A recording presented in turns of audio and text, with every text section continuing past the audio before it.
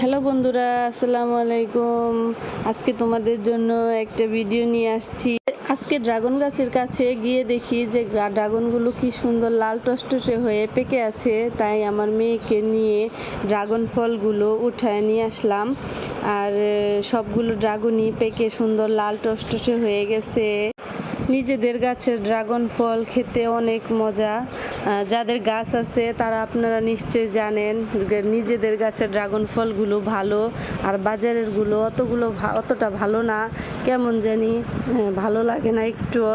আর নিজের হাতের গাছের, নিজের বাসার গাছের ড্রাগন ফল অনেক মিষ্টি, অনেক ভালো থাকে। আমার ছোট মেয়ে ড্রাগন ফল খুব পছন্দ করে, আর বাজারের ফলগুলো অতটা ভালো না, রাসায়নিক সার দেওয়া। এই আমার মেয়ের গাছের ফলগুলা অনেক মিষ্টি লাগে, এই কারণে অনেক পছন্দ করে। আর তার মধ্যে সব ফলই পছন্দ করে। ড্রাগন ফলটা খেলে লাল টকটকে ঠোঁটগুলো হয়ে যায়, দেখতে ভাল লাগে, আর খেতে অনেক রসালো, মিষ্টি, সুস্বাদু। তাই সবাই পছন্দ করে। সবাই আমার জন্য দোয়া করবেন। আল্লাহ হাফেজ।